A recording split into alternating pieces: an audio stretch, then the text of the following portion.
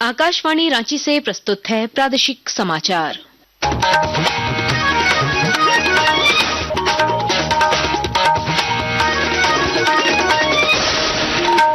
नमस्कार, प्रादेशिक समाचारों के साथ मैं कामिनी। पहले मुख्य समाचार। झारखंड विधानसभा में गिरिडीह के घोड़थंबा में हुई हिंसा को लेकर विपक्ष का हंगामा, सरकार ने भाजपा पर लगाया सांप्रदायिक सौहार्द बिगाड़ने का आरोप, प्रश्नकाल बाधित। रक्षा राज्य मंत्री संजय सेठ ने जल संकट को लेकर हेमंत सोरेन सरकार पर साधा निशाना, कहा राज्य में पेयजल योजनाओं का काम ठप। राज्यपाल संतोष कुमार गंगवार ने दिल्ली में प्रधानमंत्री नरेंद्र मोदी से की मुलाकात, राज्य के विकास और कानून व्यवस्था की दी जानकारी। चुनाव आयोग की आज दिल्ली में महत्वपूर्ण बैठक, आधार पहचान संख्या को मतदाता पहचान पत्र से जोड़ने पर होगी चर्चा, वोटर लिस्ट से फर्जी नाम हटाने पर रहेगा जोर।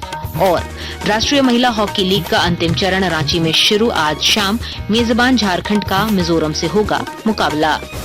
और अब समाचार विस्तार से। होली के अवकाश के बाद झारखंड विधानसभा के बजट सत्र की कार्यवाही आज शुरू होते ही होली के दौरान गिरिडीह जिले के घोड़थंबा में हुई हिंसा को लेकर विपक्ष ने जमकर हंगामा किया। इस कारण प्रश्नकाल बाधित हुआ। नेता प्रतिपक्ष बाबूलाल मरांडी ने विधानसभा अध्यक्ष से प्रश्नकाल को स्थगित कर घोड़थंबा हिंसा मामले पर चर्चा कराने की मांग की। केस तो उन लोगों के ऊपर होना चाहिए था कि जिन लोगों ने हमला किया था, जिन लोगों ने माहौल को बिगाड़ने की कोशिश की, और उसके बाद रात में प्रशासन घर घर से जाकर के लोगों को गिरफ्तार कर रही है, यानी लगा कि कोई लोगों ने क्राइम किया है इस प्रकार से। इसलिए अध्यक्ष महोदय, ये जो विषय है, हमें राज्य में कानून व्यवस्था जिस प्रकार से बिगड़ रही है, इसलिए मैं कहूंगा कि क्वेश्चन आवर छोड़ करके अब इस पर बहस होना चाहिए कानून व्यवस्था पर। इस पर मंत्री सुदिव्य कुमार ने कहा कि घटना के बाद प्रशासन निष्पक्ष तरीके से पूरे मामले की जांच कर रही है। उन्होंने भाजपा पर सांप्रदायिक सौहार्द बिगाड़ने का आरोप लगाया। सांप्रदायिक सौहार्द बिगाड़ने की एक प्रायोजित कोशिश की गई। हमारे प्रशासन ने बगैर किसी जान के नुकसान के बड़े संयम का परिचय दिया। मैं पूछना चाहता हूं, कौन वो लोग थे जिन लोगों ने जिला प्रशासन के साथ हाथापाई की, जो जिला प्रशासन के रोके जाने के बाद भी मस्जिद के समक्ष गए, इन घटनाओं को अंजाम दिया। ये लोग आज इस बात के लिए बड़े दुखी हैं कि पूरा झारखंड इनके बहकावे में नहीं आया। हंगामा कर रहे सदस्यों को विधानसभा अध्यक्ष ने समझाने का प्रयास किया, लेकिन जब वे नहीं माने तो सदन की कार्यवाही दिन के 12 बजे तक के लिए स्थगित कर दी गई। सदन की कार्यवाही दोबारा शुरू होने पर प्रश्नकाल सुचारू रूप से संचालित हो रहा है। इससे पहले सदन के बाहर भाजपा विधायक नीरा यादव ने कहा कि घोड़थंबा हिंसा सरकार की विफलता का प्रमाण है। उन्होंने कहा कि ऐसी घटनाओं के खिलाफ सख्त कदम उठाने की जरूरत है। जो मानसिक रूप से विकृति पैदा करने वाले लोग हैं, उन पे प्रशासन को हर हाल में निगाह रखना चाहिए और उन पर हर हाल में कठोर कार्रवाई करनी चाहिए। हमारा सौहार्दपूर्ण वातावरण को कोई भी बिगाड़ने की अगर कोशिश करे तो उसे हमें निश्चित रूप से दंड देना चाहिए। भाजपा पर पलटवार करते हुए राज्य के स्वास्थ्य मंत्री डॉक्टर इरफान अंसारी ने कहा कि घोड़थंबा की घटना को सुनियोजित तरीके से अंजाम दिया गया है। गिरिडीह की जो घटना है, एक साजिश के तहत इस घटना को अंजाम दिया गया और उस घटना में भारतीय जनता पार्टी के नेताओं का हाथ। कांग्रेस विधायक ममता देवी ने कहा कि सरकार घटना की निष्पक्ष तरीके से जांच कर रही है और दोषियों के खिलाफ कार्रवाई भी की जा रही है। जांच किया जा रहा है, जो गलत पाए जा रहे हैं, जो भी, या वो सरकार के लोग या विपक्ष के लोग, कोई भी लोग, तो उस पर कार्रवाई हो रही है, सरकार कर रही है। रक्षा राज्य मंत्री संजय सेठ ने राज्य में जल संकट को लेकर हेमंत सोरेन सरकार पर निशाना साधा है। अपने सोशल मीडिया पोस्ट में उन्होंने कहा कि रांची सहित पूरे झारखंड में गर्मी दस्तक दे चुकी है, लेकिन पेयजल संकट से निपटने के लिए राज्य सरकार की तैयारी शून्य है। श्री सेठ ने कहा है कि जिस महीने में पानी उपलब्ध कराने की सारी तैयारी हो जानी चाहिए, उस महीने तक पेयजल विभाग सिर्फ 10% राशि खर्च कर पाई है। उन्होंने कहा कि पूरे राज्य में पेयजल की योजनाएं ठप पड़ी हुई है।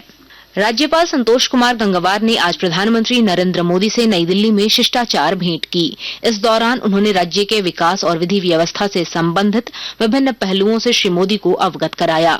मौके पर श्री गंगवार ने राजभवन रांची द्वारा प्रकाशित राजभवन पत्रिका की प्रति प्रधानमंत्री को भेंट की। गौरतलब है कि यह पत्रिका 31 जुलाई 2024 से 31 जनवरी 2025 तक राजभवन झारखंड की विभिन्न गतिविधियों पर आधारित है। आकाशवाणी के ताजा तरीन समाचारों के लिए आप हमारी वेबसाइट newsonair.gov.in पर लॉग ऑन कर सकते हैं। ताजा समाचार X handle @AIR news alerts और Facebook page All India radio news पर भी उपलब्ध है। आप प्रादेशिक समाचार एकांश के X handle @AIR news _Ranchi और Facebook page Akashvani news Ranchi, Instagram page तथा YouTube channel AIR news Ranchi पर भी हमारे बुलेटिन सुन सकते हैं। प्रादेशिक समाचार आप आकाशवाणी रांची से सुन रहे हैं। मुख्य चुनाव आयुक्त ज्ञानेश कुमार आज नई दिल्ली में गृह मंत्रालय और विधि विभाग के सचिवों और भारतीय विशिष्ट पहचान प्राधिकरण के मुख्य कार्यकारी अधिकारी के साथ बैठक करेंगे। बैठक में आधार पहचान संख्या को मतदाता पहचान पत्र से जोड़ने पर चर्चा होगी। इस बीच निर्वाचन आयोग ने लंबे समय से चली आ रही चुनाव संबंधी चुनौतियों से निपटने के लिए कई कदम उठाए हैं।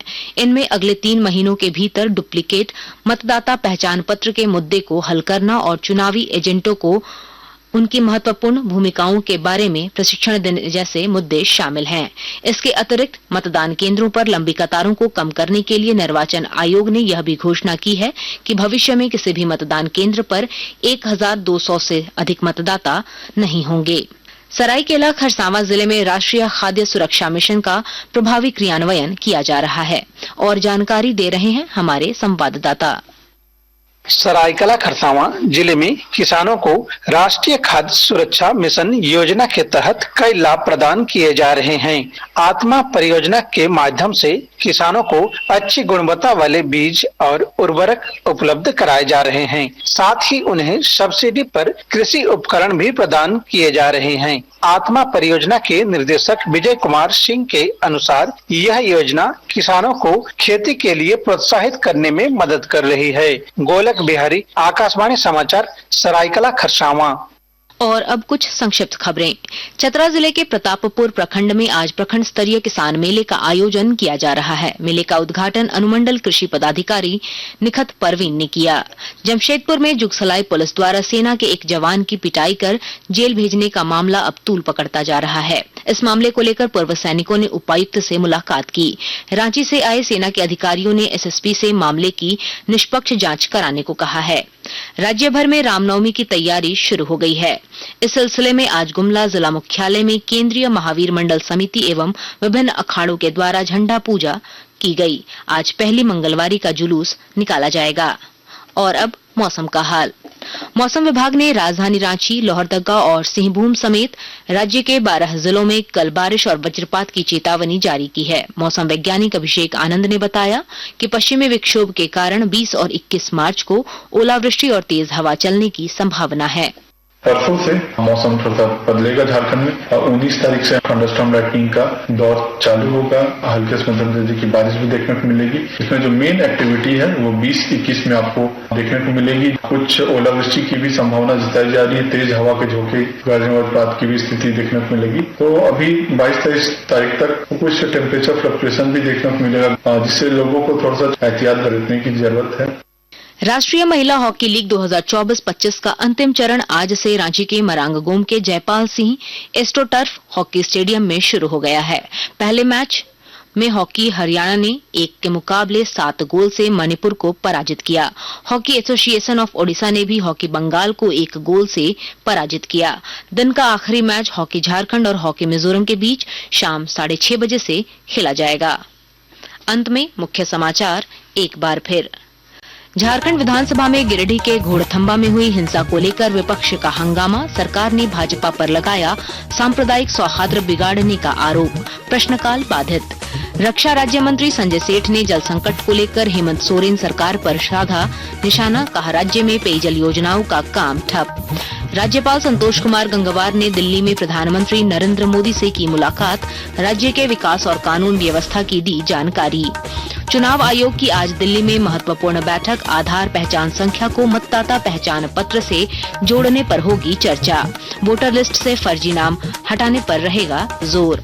और राष्ट्रीय महिला हॉकी लीग का अंतिम चरण रांची में शुरू। आज शाम मेजबान झारखंड का मिजोरम से होगा मुकाबला। इसके साथ ही आकाशवाणी रांची से प्रादेशिक समाचार का ये बुलेटिन समाप्त हुआ। अगला प्रादेशिक समाचार बुलेटिन दोपहर 2:55 पर प्रसारित किया जाएगा। नमस्कार।